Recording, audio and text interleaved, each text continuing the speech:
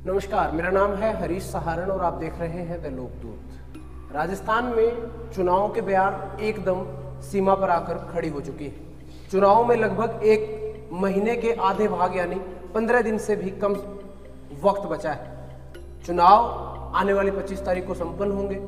इसी क्रम में हमने चुना था प्रत्याशियों से बात करना और आज हम उपस्थित हैं सीकर विधानसभा में, जहां पर ताराचंद जी हमारे साथ हैं जो निर्दलीय इस बार इस चुनाव में कंटेस्ट कर रहे हैं। इस बार मुद्दे क्या रहेंगे, वो किन मुद्दों पर चुनाव लड़ रहे हैं, उनकी प्राथमिकताएं क्या रहेंगी, वो अगर जीत कर आते हैं उनके नाम के साथ अगर विधायक जुड़ता है तो किस तरह से वो नए बदलावों को जनता के बीच में लेकर आएंगे, इस बारे में हम बात करने के लिए ताराचंद जी के साथ हैं। बहुत बहुत शुक्रिया आपका वक्त देने के लिए और आपका स्वागत है हमारे चैनल में। सबसे पहले सवाल पर आते हैं कि आपको एक लंबे समय तक बीजेपी में आपने टाइम दिया, उसके बावजूद आपको टिकट नहीं दी गई, उसके पीछे के संभावित कारण क्या आपको नजर आते हैं? अब ये तो पता नहीं चला। वैसे मैंने काम करने में कोई कमी नहीं छोड़ी जी। बरसों बरस से मेरा पार्टी के साथ अच्छा रिश्ता रहा, मीटिंगें करना, चुनाव होना जी, और बहुत सारे कार्यक्रम होते हैं। उन सब कार्यक्रमों में मेरी भूमिका अच्छी रही है। सभा भी मेरी बहुत बड़ी हुई 1 अक्टूबर को राजस्थान में। व्यक्ति से एक व्यक्ति की बहुत बड़ी सभा होना मात्र शक्ति आई। गांव ढाणी और शहर से बहुत सारे लोगों ने मुझे साथ देने का आश्वासन दिया, पर टिकट की जब बारी आई तो मुझे टिकट नहीं मिली। मैं भी ये सोच रहा हूँ उसका कारण क्या था, अब तक मुझे पता नहीं चला। आपको लगता है कि पार्टी के द्वारा आपकी मजबूती का जो सबूत है वो आपकी जनसभाओं में देखने को मिलता है, और पार्टी के द्वारा ये जो निर्णय लिया गया, क्या पार्टी को इससे बड़ा नुकसान नहीं झेलने को मिलेगा? ऐसा जब पार्टी को लग रहा था कि नुकसान झेलने को मिलेगा, उसके बावजूद भी उन्होंने ऐसा क्यों किया? क्या आपके प्रति कोई षड्यंत्र रचा गया, कोई गुटबाजी की वजह से आपकी टिकट कटी? आपको कोई तो संभावित कारण नजर आता होगा। पार्टियों को तो पता क्या चलता है इन बातों का। पार्टियां बड़ी होती है जी। साधारण कार्यकर्ता की, देखो मैं तो ये मानता हूँ इतनी पहचान नहीं होती जी। यहाँ मैंने अब तक देखा है, बड़ा व्यक्ति होता है भले ही चाहे उसके पास वोट नहीं हो, वो हाई फाई व्यक्ति होती है, उसकी पहचान ज़्यादा होती है, वो दिल्ली और जयपुर के लोगों से संपर्क में रहता है, तो उनको लगता है कि सारे वोट इसके पास ही है। हमारा शहर या ढाणी में बैठा हुआ व्यक्ति जिसके पास अच्छा जनाधार है, उस जनाधार वाले की व्यक्ति की पहचान थोड़ी कम होती है। अब षड्यंत्र का तो पता क्या चले। मैं तो ये मानता हूँ जब मेरे को टिकट नहीं मिली, उन्होंने किस आधार पे मेरी टिकट काटी ये तो वो जाने, पर टिकट मेरी उन्होंने काटी। तो जब आपने निर्दलीय दाल ठोकी, उस वक्त आपके ऊपर पार्टी की तरफ से कोई प्रेशर या बात करने की कोशिश नहीं की गई कि आप निर्दलीय मत लड़िए और पार्टी का साथ दीजिए? नहीं, बात मेरे से की, लेकिन मैं फिर कहना चाहूँगा यहाँ छोटे आदमी के बारे में उनको कम जानकारी रहती है जी। एक बड़ा नाम होता है, चाहे भले वोट उसके पास बिल्कुल नहीं हो, वो उसके चक्कर निकालते हैं, उसको बैठाने की कोशिश करते हैं, मनाने की कोशिश करते हैं। ज़्यादा किसी ने मेरे से, क्योंकि एक बार आध बार मेरे से फ़ोन पे उन लोगों ने बातें की, बाकी कोई ऐसा कुछ विशेष नहीं रहा जी। तो फिलहाल का जो कार्यकाल था 5 वर्ष का, जो आपके यहाँ विधायक रहे, अब उनके कार्यकाल से कितने संतुष्ट नजर आते हैं? आपको क्या लगता है कि उनके कार्यकाल में कुछ ढंग का काम हुआ, नहीं हुआ? तो क्या कमियां हैं जो उन्होंने आज तक रख दी जिस पर आप काम करेंगे? वैसे तो मुझे तो कोई स्पेसिफिक काम नजर नहीं आ रहा। देखो ये रूटीन के काम तो हम भी करते हैं जी। मैं पंचायत राज का व्यक्ति हूँ, सीकर का उपजिला प्रमुख हूँ। ये नाली बनाना, छोटे छोटे सड़कें बनाना, ग्रेवल सड़कें बनाना जी, पानी के हेड पंप लगाना, ट्यूबवेल बना दें, कहीं 4 द्वारी बना दें, कोई कमरा कहीं बना दें, ये काम तो हम भी करते हैं जी। ये ग्राम पंचायत का सरपंच भी करता है। एमएलए और एमपी का जब काम होता है, कोई बड़ी योजना हो, रोजगार के अवसर उपलब्ध कराने का कोई काम वो करें, युवाओं को कोई जॉब का काम मिले वो करें। यहाँ हमारे बहुत सारे ऐसे प्लेयर हैं सीकर और विशेष तौर से पूरे अंचल में, उनके लिए कोई खेल की एकेडमी बने, कोई इंडोर स्टेडियम बने, ऐसा काम कोई करते तो मुझे लगता कि वाकई में एक विजन के साथ वो काम कर रहे हैं। बाकी ये छोटे छोटे काम गिनाने को मैंने ये बना दिया, मैंने वो बना दिया, भाई ये तो सरकार की योजना है, सरकार के पैसे हैं, जनता के पैसे कहीं न कहीं तो लगना ही है जी। ग्राम पंचायत हेड में जिला परिषद के द्वारा जो पैसा निकल के जाता है, पंचायत समिति में भी जाता है, कुछ पैसा हमारे पास भी रहता है, और उससे कोई नाली बनाता है तो मैं कोई एहसान थोड़ा ही करता हूँ, क्योंकि वो तो जनता का पैसा अपने आप आना है और वो लगना है, एक उसकी प्रक्रिया है। तो ये छोटे छोटे काम मैंने इस शहर में होते देखे हैं, और मुझे तो ज़्यादा तकलीफ इस बात की होती है, हमारा ये शहर ग्रोथ करने वाला शहर है जी, आगे बढ़ने वाला शहर है। आपने भी देखा, यहाँ के लोगों ने भी देखा, 4.5-5 साल में शहर के हालात ऐसे है जी, लोगों को पैदल चलना भी मुश्किल नजर आता है, गाड़ी वो चला नहीं सकते, जगह जगह रोड से 2-2 फीट ऊपर चैम्बर बने हुए हैं जी, बिल्कुल ग्रेवलनुमा सड़कें पड़ी हैं, लोग बहुत परेशान हैं। पानी की निकासी की व्यवस्था इस शहर में नहीं हो पाई जी, रिसेंट अभी एक बच्चा जब छोटी सी बरसात हुई थी खड्डे में गिर के वो बच्चा खत्म हो गया था जी, हमारे यहाँ ट्रैफिक व्यवस्था जो मैं मानता हूँ बहुत लचर है, कोई साधन और संसाधन न तो अब तक नगर पालिका ने उपलब्ध कराया है, न यहाँ के जो जनप्रतिनिधि होते हैं जी, उन्होंने उपलब्ध कराए हैं। पूरा शहर ठहर सा चला जाता है। एक जो बड़ी मैंने अब तक समस्या देखी है जी, शहर का ओवरब्रिज के इस ओर का भाग, राजस्थान और राजस्थान के बाहर के बच्चे यहाँ पढ़ने आते हैं, उनके पेरेंट्स यहाँ रहते हैं, लोग रोजगार के छोटे छोटे साधन उपलब्ध करने के लिए यहाँ इस ओर उनका आना जाना रहता है, और पूरा शहर तकरीबन संडे को छोड़ के ये शहर यहाँ ठहर सा जाता है। इतनी लचर ट्रैफिक की व्यवस्था है, यदि कोई अच्छा काम करता तो इसमें सुधार होता। राजस्थान में जब भी हम शिक्षा की बात करते हैं तो केवल 2 नाम हमारे सामने जहन में आते हैं, पहला कोटा और उसके बाद सीकर। और सीकर ने जो कीर्तिमान शिक्षा के क्षेत्र में गढ़े हैं वो किसी से छुपे हुए नहीं है। ऐसे में जो आपने एक उदाहरण अभी दिया, जो छोटी सी बरसात के चलते एक नौजवान को अपनी जिंदगी से हाथ धोना पड़ता है, वहीं कुछ समय से जो देखने को मिल रहा है कि क्रिमिनल जो गतिविधियां हैं उसमें भी सीकर जो है वो काफी ज्यादा बढ़ता नजर आ रहा है। तो आपको क्या लगता है कि इसमें भी जो आपके पूर्व यहाँ से विधायक लड़े थे उनकी गलती रही है, या आप अगर प्रशासन में आते हैं तो आप इसमें किस तरह के सुधार जनता को उपलब्ध करवाएंगे? उसी के साथ एक और सवाल कि जो भी लोग बाहर से पढ़ने के लिए आते हैं, जैसा आपने बताया, उनके लिए, विद्यार्थियों के लिए जो रूम रेंट जैसी दिक्कतें हैं उनका सामना उनको करना पड़ रहा है, मनमांगी लोग जो है वो अपनी वसूली कर रहे हैं। तो इन सब से रिलेटेड क्या जनता आपसे कोई उम्मीद कर सकती है कि आप अगर सत्ता में आते हैं तो इसमें कोई फायदा उन्हें नजर आए? देखो, लॉ एंड ऑर्डर की बात करें जी, तो हमारा बढ़ता हुआ शहर है जी, कोई बाहर से अपने बच्चे को या अपने बच्ची को पढ़ाने इस शहर में लाता है तो पहले उसकी प्राथमिकता होता है कि मेरा बच्चा अच्छे वातावरण में पढ़े, जी, मेरा बच्चा या बच्चे बिल्कुल महफूज रहे, जी, सुरक्षित रहे। जी, और मेरी पहली प्राथमिकता ये है, एक विधायक के होने के नाते सारी जिम्मेदारी विधायक की बनती है, जी, क्योंकि सरकार का मुखिया वो है। जी, सरकार के मुखिया होने के नाते हमारे इस शहर में सारी व्यवस्थाएं अच्छी हो। जी, और मैं, जनता ने मुझे यदि आशीर्वाद दिया जी, और मैं विधायक बना तो मैं ये कहना चाहूँगा, हमारा शहर राजस्थान या फिर तो हिंदुस्तान का सबसे सुरक्षित शहर होगा। रेंट वाली बात तो देखो, जो ओनर होता है वो अपने हिसाब से किराया देता है, इसमें जनप्रतिनिधि का इतना बड़ा दखलंदाजी नहीं होती।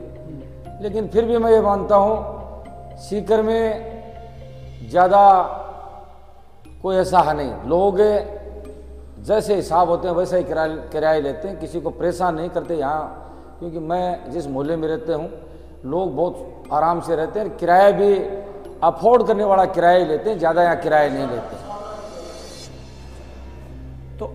आपका जो पीछे का एक लंबा दौर रहा जिसमें आप जनता के बीच में रहे, जनता के लिए आपने काम किए, उसमें आपकी उपलब्धियां क्या रही? आपने जनता के लिए ऐसे क्या काम करके दिए जो कीर्तिमान है, जिनके चलते जनता आप पर विश्वास जताए कि आप ही वो नेता हैं जिनकी उन्हें तलाश है? देखो, अच्छा जनप्रतिनिधि कौन होता है? जी, लोगों की सुने। आप कोई भगवान नहीं है, मैं कोई भगवान नहीं हूं कि मैं कर दूं वही अंतिम काम है। जी, आपके लोगों के बीच में जान पहचान कैसे है, लोग आप पे क्यों विश्वास करें? जी, मैं बरसों बरस से जिला परिषद का मेंबर रहा हूं, जी, वर्तमान में उप जिला प्रमुख हूं। जी, कोर्ट के सामने मैं खड़ा इस बात के लिए रहता हूं कि सीकर जिले से कोई व्यक्ति चल के आता है, दूर से कोई चल के आता है, तो उसकी इच्छा रहती है कि कोई व्यक्ति मेरा सहायक बन जाएगा। जी, मैं लोगों का सब छोटे छोटे काम करवाने की कोशिश करता रहता हूँ। कलेक्ट्रेट में हो, बिजली पानी के कोई काम होते हैं और बहुत सारे मुख्यालय के काम होते हैं, वो लोगों के काम करवाता हूँ। और लोगों को मेरे में विश्वास है जी, कि भाई ताराचंद के पास कोई काम लेके जाएंगे तो हमारी उस काम के प्रति सुनाई होगी। हमारे जितने भी यूथ साथी हैं, अमूमन बरसों बरस से मैं उनकी आवाज़ उठाता हूँ। जी, क्योंकि मैं स्वयं बास्केटबॉल का प्लेयर हूँ, कोशिश करता हूँ कि उन प्लेयरों के लिए कोई अच्छी सुविधा बने, ये मांग भी मैं उठाता रहता हूँ। इसलिए जनता मेरे पे विश्वास भी कई बार किया है, एक बार नहीं कई बार जनता ने मेरे पे विश्वास किया है। और राजस्थान का मैं सबसे अधिक मतों से जीतने वाला कई बार जिला परिषद का मेंबर बना हूँ, तो एक कारण विश्वास का है। जी। तो पिछले कुछ दौर में हमने देखा कि राजस्थान का जो वोटर है वो पार्टी के साथ ज़्यादा वोट करता है, परंतु आपके संदर्भ में जब देखने को मिला तो जो आपका जनाधार है, जो जनता आपके पास पीछे कुछ रैलियों से जो देखकर समझा जा सकता है, तो ये चेंज कैसे आया? क्योंकि जनरली राजस्थान में जो वोटर है वो पार्टी से ज़्यादा बंधा हुआ है, वो वोटर पार्टी छोड़कर आपके साथ आ रहा है। इसमें आपको क्या लगता है कि पार्टी की विफलता रही है या आपके काम की श्रेष्ठता रही है जिसके चलते वोटर आपके साथ खड़ा हुआ है? ये दोनों ही बातें हैं। पार्टी की विफलता तो इसलिए मानता हूं कि 30,000 के आसपास 1 अक्टूबर रामला मैदान में मेरे पक्ष में सभा हुई थी। अब जीतने वाले कैंडिडेट को कोई टिकट नहीं देता है तो लोगों को तकलीफ होती है। जी, ये तो सरासर विफलता है। और मेरे प्रति जो आप कह रहे हैं, करीबन 12 महीने से मैं स्ट्रगल कर रहा हूं। जी, बड़ी रैली होना, गांव ढाणियों और शहर में मेरे बहुत सारे ऐसे कार्यक्रम हुए। लोगों को ये लग रहा है जी, कि एक साधारण सा कार्यकर्ता के साथ बहुत बड़ा अन्याय हुआ और क्रिया की प्रतिक्रिया होती है यहाँ। जी, अच्छी क्रिया करता है तो लोग उसको सराहते हैं, कोई खराब क्रिया करता है तो लोग उसका विरोध करते हैं, और वही विरोध अब सड़कों पे उतरा है। जी। हम शिक्षा नगरी की बात कर रहे थे और आप जिस पार्टी से पीछे संबंध रखते थे, फिलहाल आपने किनारा कर लिया है। कांग्रेस जो है उसका आरोप है कुछ ईडी के छापों के पड़ने के बाद कुछ कोचिंगों पर छापे पड़े, डोटासरा जी के घर पर छापे पड़े, तो इसमें आरोप है कि बीजेपी जो है वो राजस्थान में बौखला चुकी है। और वहीं पर उन्होंने, जैसा आपका कहना है कि सुटेबल कैंडिडेट होते हुए आपको भी उन्होंने टिकट नहीं दी, तो इससे क्या नजर आ रहा है कि बीजेपी जो है वो अपने पतन की तरफ जा रही है, या उनको कोई डर सता रहा है जिसके चलते वो लोगों को येन के प्रकार दबाने की कोशिश कर रही है? देखो, मैं तो साधारण कार्य करता हूँ। ईडी वैसे तो स्वतंत्र एजेंसी है। जी, ईडी जब भी कोई कार्य काम करती है या कहीं सर्च करती है तो बहुत सारे कारण होते हैं। जी, क्योंकि आपके और हमारे यहाँ तो ईडी नहीं आती। जी, लेकिन फिर मैं ये कहना चाहूँगा, ये विषय मेरे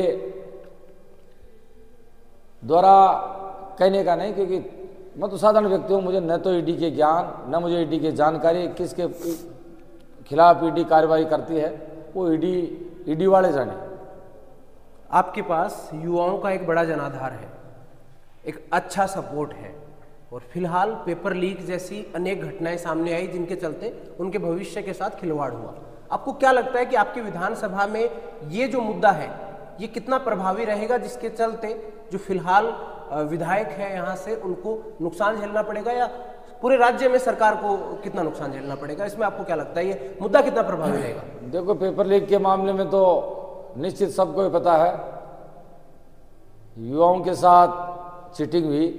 कोई पेपर देने के लिए तैयारी करता और तैयारी करने के बाद पेपर देने जाता है और उसके साथ उसको पता चलता है कि पेपर आउट हो गया जी, तो मन में बड़ी तकलीफ होती है, बहुत तकलीफ होती है। इसलिए मैं ये कहना चाहूँगा, बच्चों के साथ सरासर ये अन्याय हुआ। आज बहुत सारे बच्चे ऐसे हैं जो बहुत इस बात से दुखी हैं और मैं भी कहना चाहूँगा ये एक तरह से अपराध है, बच्चों के साथ बहुत बड़ा धोखा है। और मैं यदि राजस्थान विधानसभा की दहलीज पे जाऊंगा तो कोशिश करूंगा कि इसमें और सुधार किया जाए और बच्चों के साथ न्याय हो। हमारे बच्चे जब परीक्षा देने चाहें, जिस चीज़ की तैयारी करें, जिस सिलेबस की तैयारी करें, वो अपना पेपर दे के आए, सही उनका रिजल्ट आए, जो इंटेलिजेंट है वो पास हो और लोगों को नौकरी मिले। और मैं कई बार कहा करता हूँ, इंटेलिजेंट बच्चा अच्छा काम करता है। इसलिए पेपर वाले पेपर लीक की तो मैं बहुत घोर निंदा करता हूँ कि ये बहुत निंदनीय काम है। और सरकार ने कहीं न कहीं सरकार की नेग्लिजेंसी भी मानता हूँ कि सरकार एक बार पेपर आउट हो जाए, लेकिन बार बार पेपर आउट होना अपने आप में कहीं न कहीं उनकी नाकामी है। तो ये सोची समझी साजिश थी कि केवल नाकामी थी? अब इसको साजिश कहें या नाकामी, लेकिन काम ये गलत हुआ। दोनों का चाहे आप उच्चारण कुछ भी निकाल लें, सोची समझी चाल भी हो सकती है या उनकी बड़ी नाकामी भी हो सकती है, लेकिन काम गलत हुआ। अंतिम सवाल की तरफ चलते हैं। जो आपकी जनता है, जो जनाधार है, जो आपको सपोर्ट करते हुए जो सड़कों के ऊपर हुजूम उमड़ता है आपकी रैलियों में, उनके लिए आपका संदेश क्या रहेगा इस आने वाले चुनाव के लिए? मैं तो मेरे कार्यकर्ताओं से कहना चाहूँगा कि आज कल दीपावली है, एंजॉय करें, दीपावली को सेलिब्रेट करें। एक दूसरे को समस्त लोग जो अलग अलग धर्मों के लोग हैं उनके साथ सेलिब्रेट करें। हमारे शहर में अमन चैन रहे, सब भाईचारे से इस दीपावली को मनाएं। और उसके बाद जैसा हमारे साथी लगातार मेरी इससे चुनावी अभियान में लगते हैं और अब की बार एक नया इतिहास बनाना चाह रहे हैं, और आप भी देख लेना, आप देख रहे हैं अब की बार हमारे ये युवा तरुणाई और विशेष तौर से मातृ शक्ति के दिल में बहुत बड़ा अरमान है कि गांव ढाणी का बेटा कोई नया काम करने जा रहा है। हमारे बहुत सारे ऐसे मौजूद व्यक्ति जो बिना खाए सुबह निकलते हैं जी, उनके मन में भी एक आशीर्वाद का भाव है कि एक गांव ढाणी का बच्चा जब चुनाव लड़ रहा है तो हम सब लोग उसको राजस्थान की विधानसभा में भेजें। और मैं भी आपके माध्यम से उन लोगों से कहना चाहूँगा कि आपका प्यार, आपका स्नेह, आपका साथ लगातार कई महीनों से मुझे मिल रहा है, और आने वाले 25 तारीख को आपका प्यार, आपका स्नेह, आपके आशीर्वाद की वजह से मैं राजस्थान की विधानसभा में एमएलए बन के जाऊँगा और बहुत अच्छे मतों से जीत के जाऊँगा। और उसके बाद में जो आप मेरे लिए कर रहे हैं उससे भी ज़्यादा मैं आपके इस सीकर विधानसभा के जनता और इसे पूरे क्षेत्र के लिए काम करूँगा। यही मैं मेरा संदेश देना चाहता हूँ। आप लोग मेरे से रूबरू है, आपके चैनल के लिए भी मैं कामना करना चाहूँगा कि वाकई में आपकी जब आवाज़ जो बेबाकी से आप बोलते हैं मुझे बहुत अच्छा लगा, और आपने बहुत शानदार और जानदार हमारे सीकर विधानसभा के लिए आपने प्रश्न किए, उसके लिए आपके चैनल का भी धन्यवाद ज्ञापित करना चाहता हूँ। धन्यवाद, जय हिंद। हो गई है पीर पर्वत सी पिघलनी चाहिए, अब इस हिमालय से कोई गंगा निकलनी चाहिए। इस तर्ज पर ताराचंद जी ताल ठोक चुके हैं, निर्दलीय पर्चा भर चुके हैं, और चुनाव आने वाली 25 तारीख को संपन्न होंगे। परिणाम क्या होते हैं वो 3 तारीख को, जनता का प्यार कितना उमड़ता है, कितना जनता सपोर्ट करती है, ये परिणाम 3 तारीख को हमें देखने को मिलेंगे। इसी तरह के और अपडेट्स के लिए देखते रहिए द लोकदूत।